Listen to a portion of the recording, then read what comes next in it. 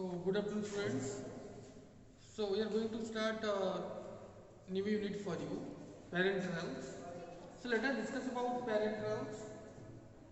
So, generally, parenterals term came from two words, that is your para and enterals. So, this para means it is outside, and enteral means it is your intestine. That means outside of the intestine. That means the drug we are administering outside of the intestine.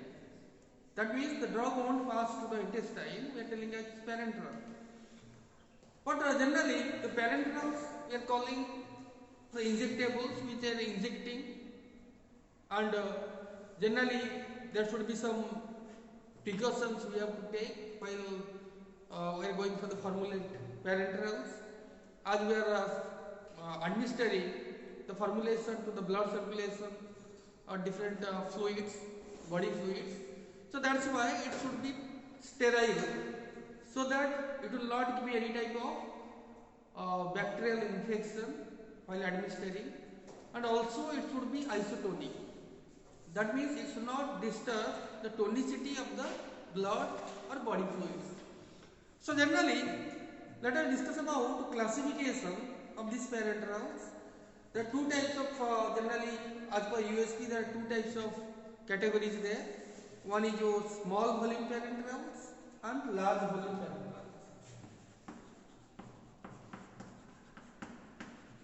Small volume parenterals and large volume parenterals. So generally, it depends upon the quantity what you are formulating. Whether it's a small volume, if it is small volume parenterals, then the quantity should be less than 100 ml. The quantity should be less than 100 ml. It may be 1 ml or 5 ml or 10 ml or 50 ml. So it should be below 100 ml. Then only we are telling it's your small volume parenterals. And with this, if we take large volume parenterals, that means it will maybe, the quantity may be more than 100 ml or up to 1 liter as per our requirements. But if it is more than 100 ml, then we are calling it large volume parenterals. For example, Ringer's solution and your sodium chloride saline solution. So these are all your large volume parenterals. And small volume parenterals, these are small ampules, vials, you can see, which are generally cimetidine. One example, cimetidine, different antibiotics. These are coming in small volume parenterals. That means the dose will be 5 ml. So like that, there is a simple classification there. With this, generally there is 5 types of, as per USP, that 5 types of parenterals we are using. First one is, I am writing,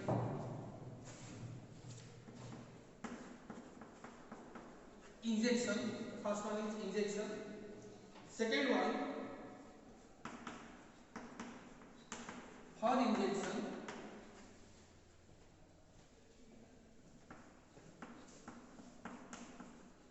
Injection suspension.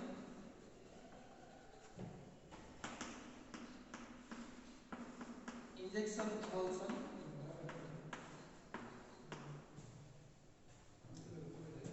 And for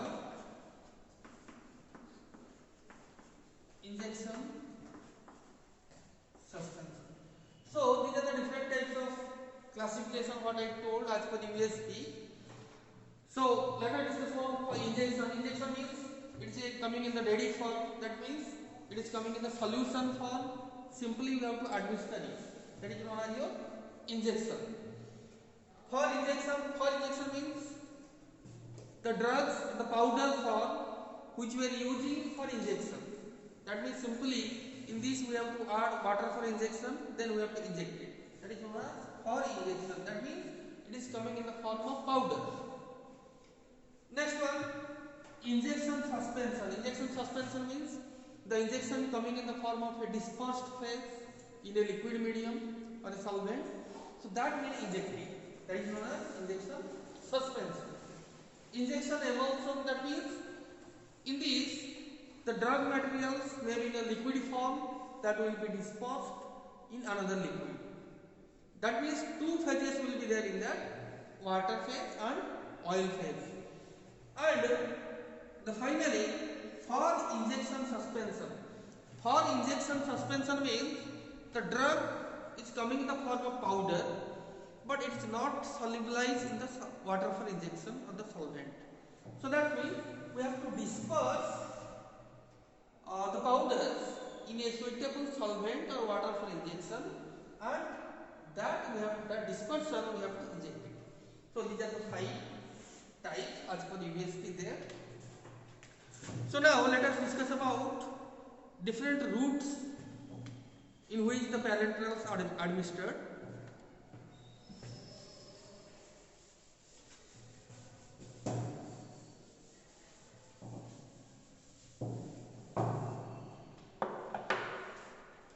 The first one, IV or intravenous,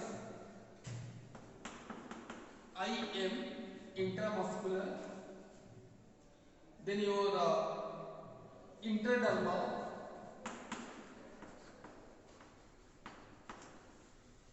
intrathecal,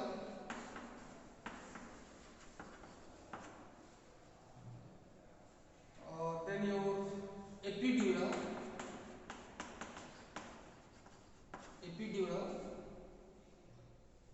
intra-articular,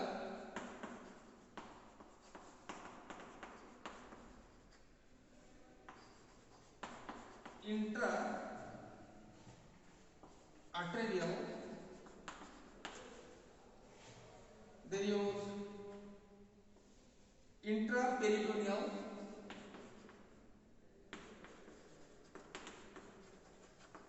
so these are some general routes of administration where the injections or parenterals are given. First one, intravenous, that already you know. Intramuscular, which two both are very popular. Then intradermal. Intradermal means it will be administered under the skin subcutaneously. Sometimes we are writing as subcutaneous injections. Then your intrathecal. Intrathecal means these injections are administered in subarachnoid place of spinal cord.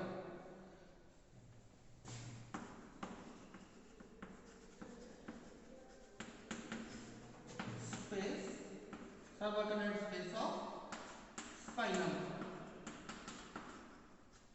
So that we are telling as intrathecal. Epidural. Epidural also it's a part of spinal cord. So it is administered in epidural space. Epidural space of spinal cord. Then your intra-articular.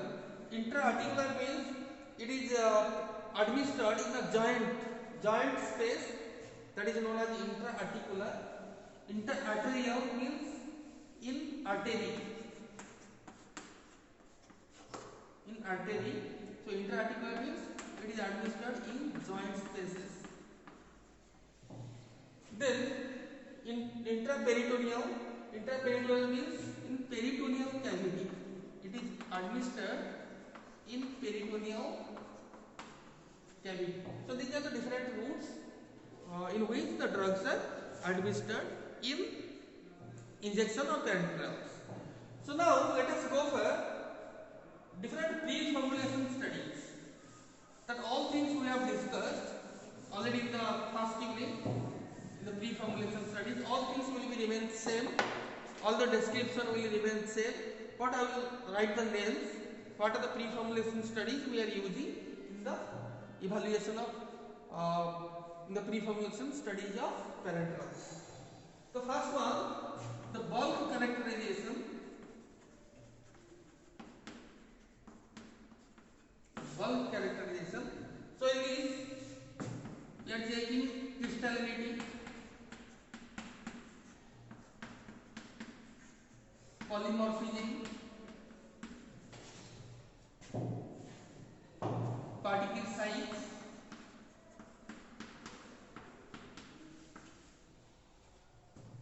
solubility. Then next one, solubility analysis.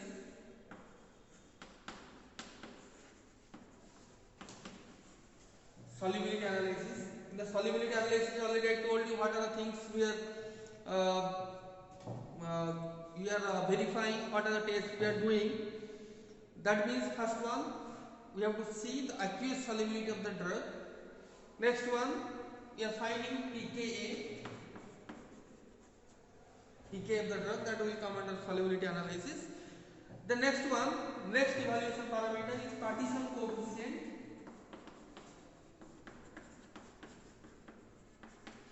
Partition coefficient. Then your stability analysis. In stability, we have to find out the chemical stability, thermal stability of the drug, toxicity. So all the details we will find out in the stability analysis. That already the same thing will be in the first unit. No need to discuss all the details. Small paragraph you have to write in every section. So it is. Next one, you different other types of tests we are conducting, like your spectroscopy. Spectroscopy means it is your UV, visible,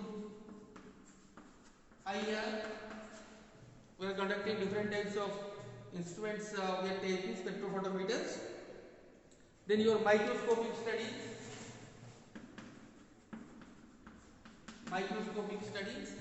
Then your chromatography studies.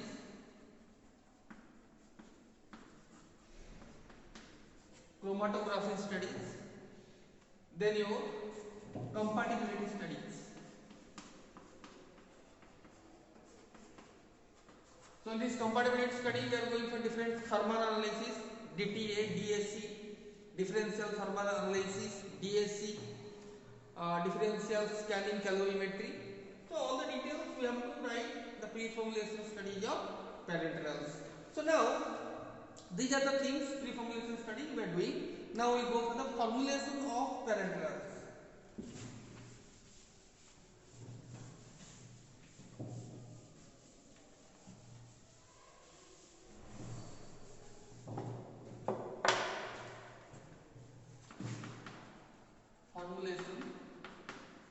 So in the formulation, what are the ingredients we are using in the formulation of parenterals we will discuss. The first thing is vehicles. The most important part in the injectables or parenterals is vehicles.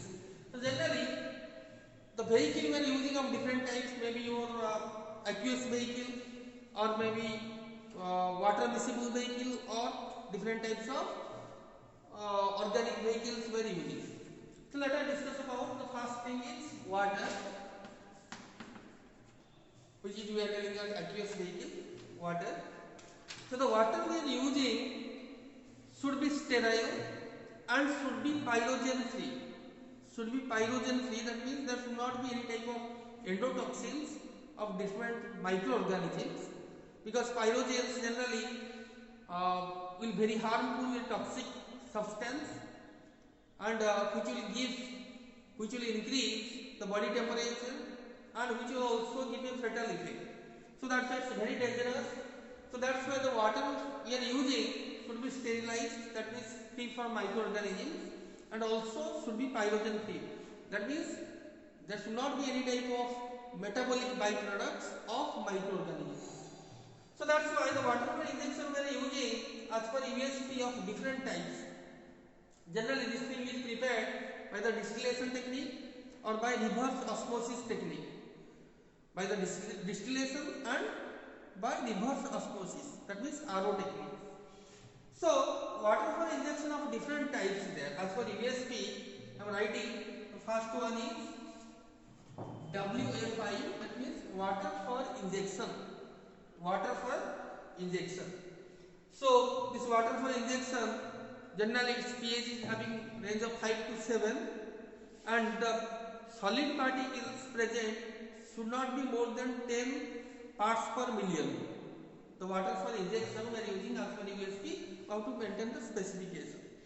Then we are using another water also, that is your sterile water for injection. Sterile water for injection. We are writing here WSWFI. Sterile water for injection. Next one, we are using also another one, bacteriostatic water for injection. Bacteriostatic, short we are writing here BSWFI. Bacteriostatic water for injection. That means it is having a bacteriostatic property. Microorganisms cannot grow on that particular water. Then another water we are using, sterile water for irrigation. Sterile water for irrigation. Irrigation means for cleaning of wounds, different types of other things. We are using sterile water. So these are the different types of water as per the USP we are using. Now coming to the next one, non-aqueous vehicles.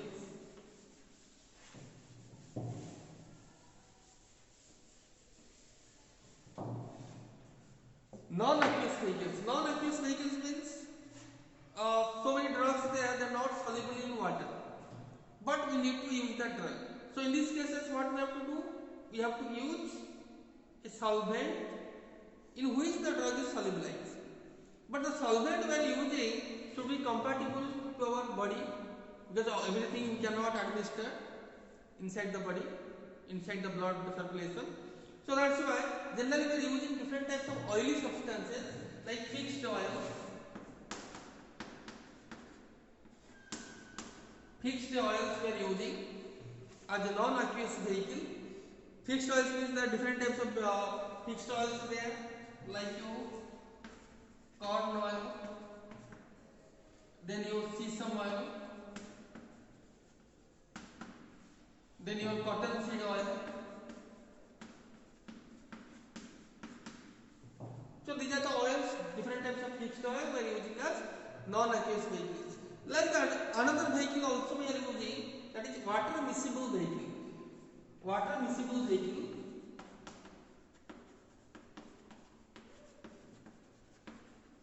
We are using. So what is the need to use water miscible vehicle? Sometimes the drug is not properly soluble in the solvent or water, not properly solubilized in water. So in that time, what you have to do? We have to add another substance which will enhance the solubility, which will act as a co-solvent. So in that cases, we are using different solvents which are not aqueous, but they are helping to increase the solubility of drugs in aqueous solvent or water. So for that, for example, you can write ethyl alcohol, propylene glycol,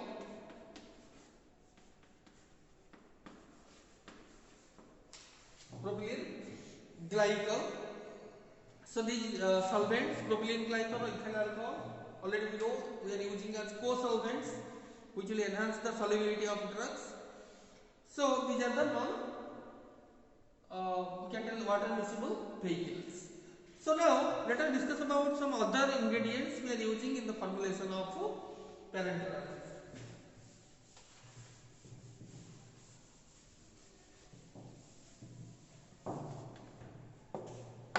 Next one is additives.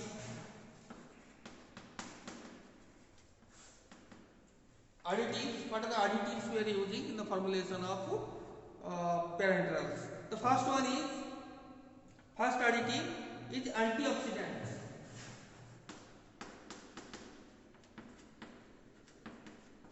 Antioxidants. The different types of antioxidants we are using in the formulation of parenterals, which will prevent oxidation of drug and different other substances. So this antioxidant act as differently. Sometimes it will act as a reducing agent, sometimes it will act as a blocking agent, sometimes it will act as your synergistic agent, sometimes it will act as a chelating agent. So for that, different types of substances we are using. For example, ascorbic acid, already we know it is a antioxidant, but it will act as a reducing agent which will prevent oxidation. Sometimes we are using different other agents like blocking agent. For example, tocopherol. Tocopherol means it is your vitamin E, tocopherol. So that is blocking agent, that will block the chain of oxidative reactions. So like that, synergistic agent we are using like citric acid, tartaric acid we are using. Chelating agent also we are using to prevent oxidation. For example, EDTA, ethylene diamine tetraacetic acids. So like that, different types of antioxidants we are using for formulation of parenterals.